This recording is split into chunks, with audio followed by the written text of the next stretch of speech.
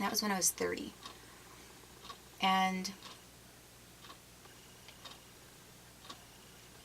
I mean, on all counts, that's what I was told.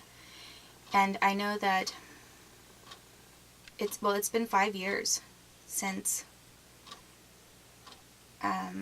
it's been, like about 4.5, 5 years since I've nursed my son. And sometimes I still have, I mean, I wouldn't be able to nurse, and of course I wouldn't. But I think my hormone levels are just unusually high, actually. Why it would be a pregnancy-specific hormone level that would be high for so long, it probably does make sense that there could have been a twin. But I really don't know. So I looked at these scans, and when I looked at that, I thought, why didn't they keep me in the hospital longer to check this out and try to do more? Because there was something else that looked kind of suspicious and needed follow-up, but I got sent home again, and I was in like horrible pain for the longest time. I went dancing. I tried to ignore it. I went dancing and danced like the woman from Flashdance. I mean, I was dancing like a fiend on the dance floor. And nobody would have ever guessed that I was basically trying to ignore labor pains. I think that's why it's hard for me to describe the level of my torture and how horrible things have been, because I come across as really not being in any pain at all. And most of my actions don't seem to indicate I'm in pain. And I try to ignore it and push on anyway. But I think that I really betray the level of and the severity of pain that I have. And most people just don't. Even other traumas, I don't tend to overreact to things. So when I was held hostage, for example, with my 2 roommates, most people maybe would have been a basket case and hysterical.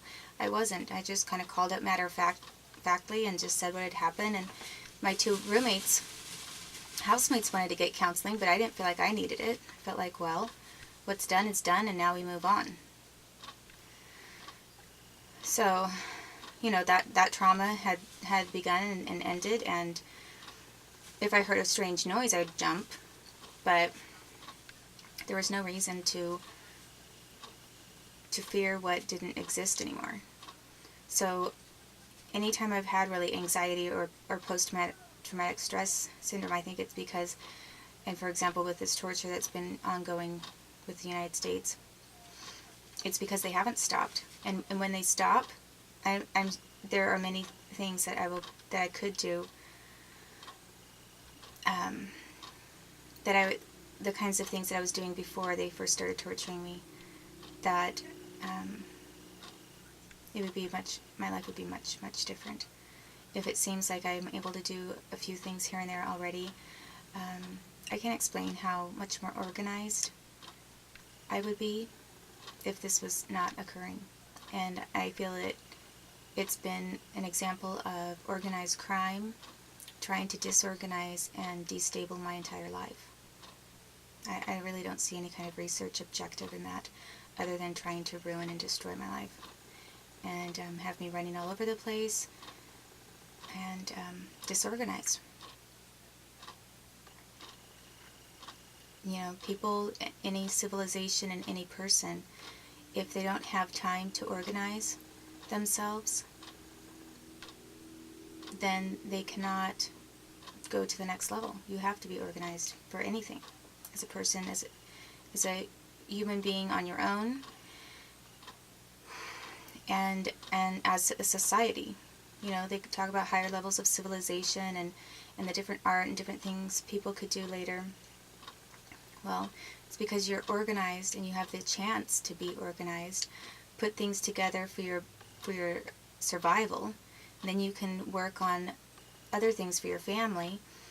And then once you have some of that nailed down, then you can start working on, your creative expression. But as long as somebody or some group has you scrambling all over the place looking for your next meal and where you're going to live next, you will not be really producing anything of importance. So I think that what some cultures have suffered historically, I have suffered as an individual in this country, where supposedly there's all kinds of opportunity.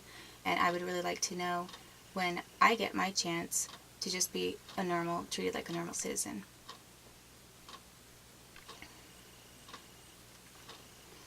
So, I was, at the same time that I was going to these different hospitals, I was kind of being accused by different people. It wasn't every doctor I went to, but many of the individuals kept saying it was in my head. That they kept denying it. I was telling them how I was feeling and what was happening, and they kept saying, "No, you're not still in labor, and you're not still miscarrying." They said, "That's impossible. You already did. That's already completed. The miscarriage is completed," is what they said.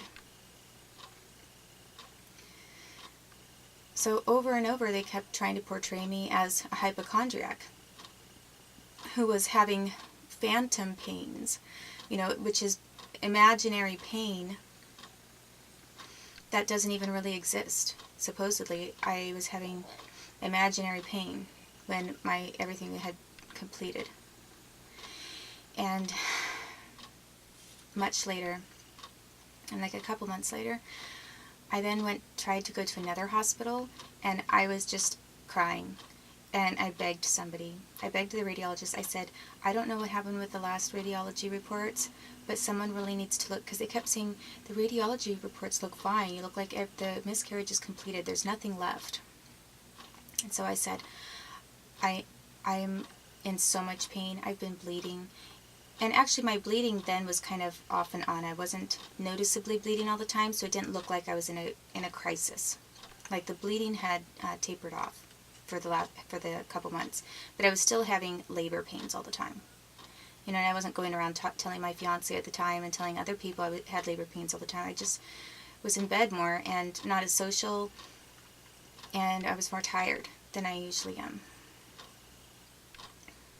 And so then I begged this one woman, I said, "Please, I need somebody in radiology to look for something that has not completed, because the miscarriage has not completed. I'm having labor pains." I didn't say I was having labor pains, but I was like, I'm having contractions and pains, and I know it hasn't. So finally, after all of that time, a radiologist said, "Yes, you are right." And all I could think was, thank you, God.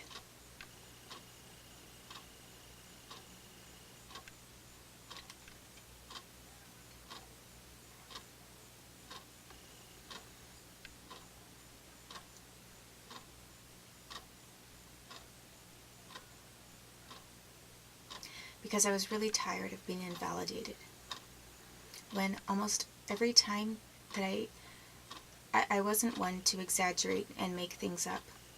So if I said something was wrong, I really meant it. It was true.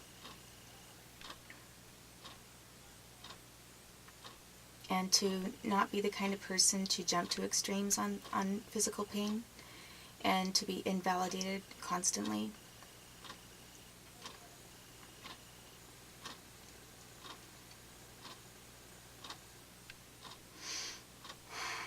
Was extremely demoralizing. So every time that I've made a claim that something is wrong with my body physically, I've been correct. I haven't ever exaggerated, and I've always eventually gotten evidence to back up my claim. When I had the hit and run, and I kept saying, "No, I really am having true giving of way. My knee really is collapsing out from underneath me." They kept saying, no, it wasn't true. That it was all in my head, and that I was having pain first, and then my knee was giving out. But it wasn't giving out, and then I was having pain because it was just totally unstable. I said, no, it's really unstable.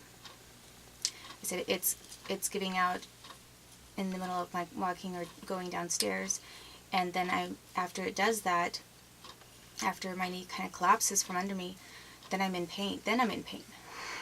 And, because at the time, I couldn't get a surgery unless I really had true giving of way, like an instability. It wasn't considered an emergency unless there was instability.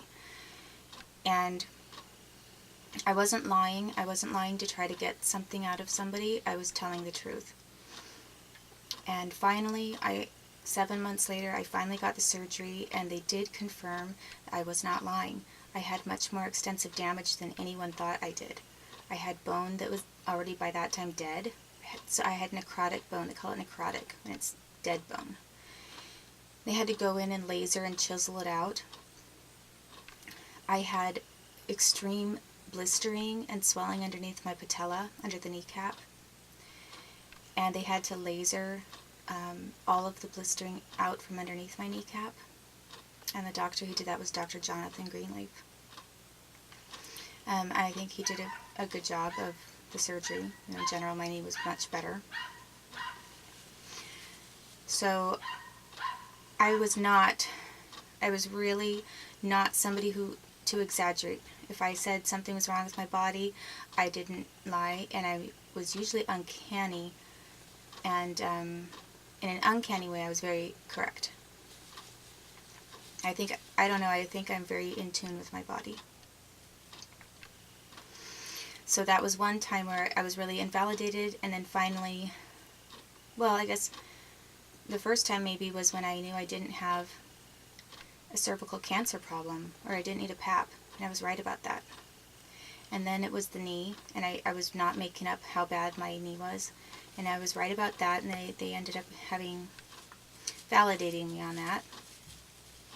And then it was the medical malpractice with my childbirth injuries and my son and me and my son, and all these doctors who didn't want to get sued called me a liar. You don't know how many people did. And they passed this around all through the community. But I was right about that, and I eventually did get evidence for it. And the problem was that none of my lawyers were willing. They kept blocking me from entering that into the record. And it was relevant to my CPS case because one of the main claim was being made by doctors.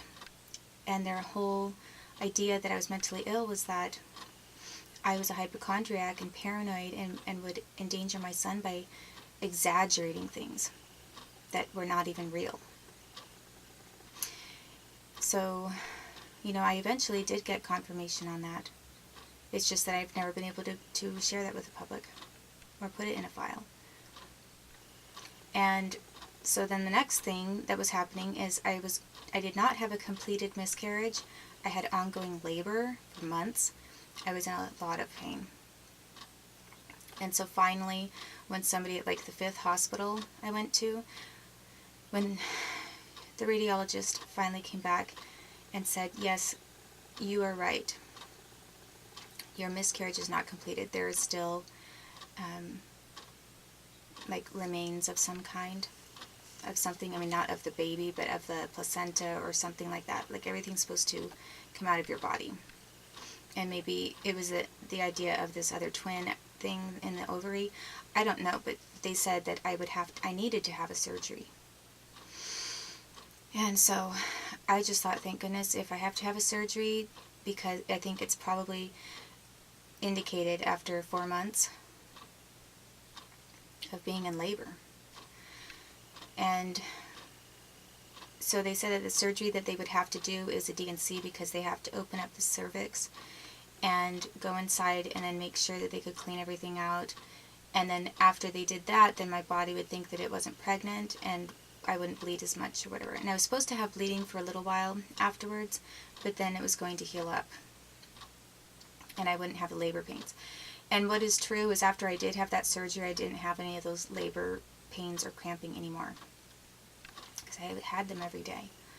But after that surgery, no, I didn't have them anymore. And so that's kind of going a little bit forward into when I had the surgery, which was that's skipping ahead a little bit, but I wanted to touch on kind of the course of that specific medical problem because it was really severe and it was life-threatening.